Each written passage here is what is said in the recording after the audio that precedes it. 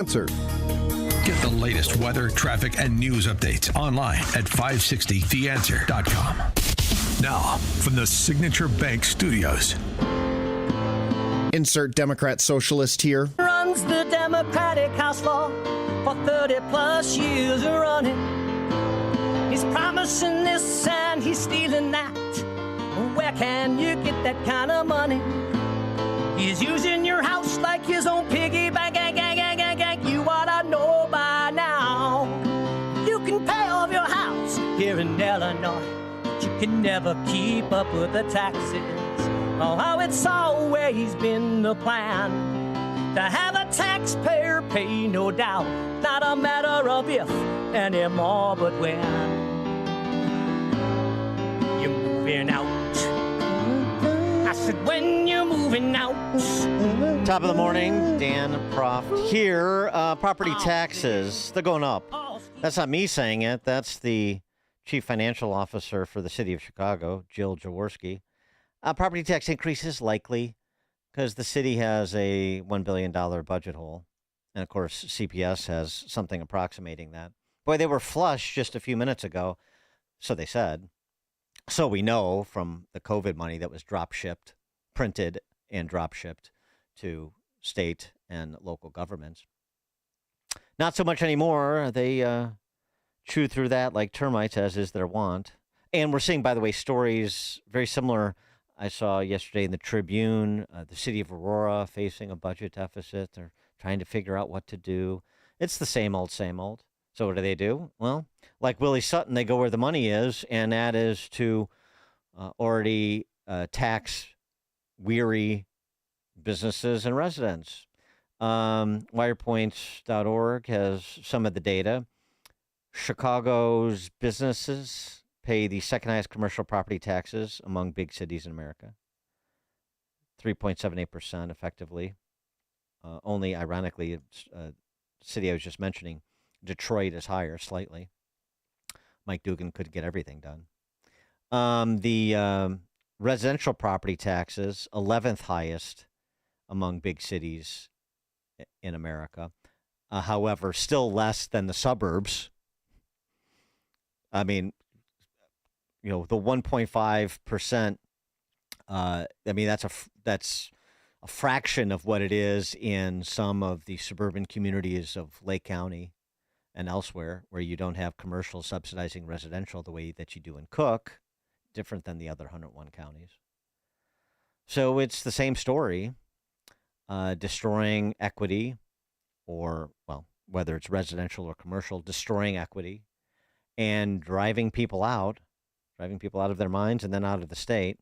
For more on this and other Illinois policy-related matters, Mark Glennon, founder and executive editor of Wirepoints.org, joins us for a weekly conversation on these topics. Mark, thanks for joining us. Thank you, Dan. Good morning. So the property tax issue, it's something that it seems like you get almost universal complaints about for those who actually pay attention to these sorts of things and feel it in terms of their bottom lines. But it continues to rise unabated, both commercial and residential. It's been a real hot button, from all we've seen. Now, this really annoys people, and you got to hand it to the politicians. They know what to go after that can't escape. People can leave, businesses can leave, but the property's not going to go anywhere. So they keep taking value away from that property year after year with higher increases. We've got a chart in that article you just mentioned. Chicago property taxes rose 3 times faster than inflation in the last decade. So it's basically just a gradual expropriation of your property, and your property can't run away, unfortunately. Well, it can't run away, but it can lay fallow. Isn't that what we see in the Southland? Isn't that what we see on the west side and south side? Well, there you go. I mean, that's exactly right. And if you make an improvement to the property, of course, it's going to add on a 3% annuity that you have to pay on the value of that. Who's going to do that?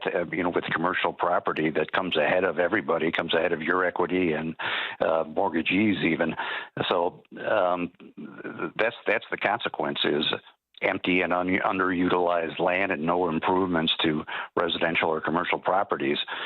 Southland is the hardest hit. You go, there used to be a wonderful shopping area in Chicago Heights, for example. It's a parking lot now, and that it's repeated place after place down there. And this is all with that police and fire pension booster bill sitting on Pritzker's desk waiting to be signed. That calls for $7 billion more in taxpayer contributions to public safety pension plans for the next 3 decades. So, that's only going to drive property taxes ever higher. An increase in pension benefits. This has dumbfounded some of the press around the country, the Wall Street Journal and others. But it passes for normal in the Illinois legislature. It's just astonishing. It's a reflection of how much they know they can get away with in Illinois. They just do whatever they feel like and thumb their nose at public opinion around the country, but they're apparently in Illinois as well. And the CTA, that's in need of a bailout too. Really regional transit, but CTA, let's focus on that for a second because BLM Brandon, mayor, came up with a solution this week to improve ridership, which is at about 2/3 of pre-COVID levels, and that is to really crack down on people smoking cigarettes, marijuana, or vapes on those trains. That should bring everybody back. Yeah, that's what I was thinking. Obviously, there are problems that go beyond that. It's crime and the work from home trend. But you hit the fundamental problem exactly. It's ridership is down by about 1/3 since 2019. Yet the schedules and the spending have continued at the old pace. You can't do that. You've got to pull back service levels to match ridership. That is the clear solution, and they're simply don't have the will to do that.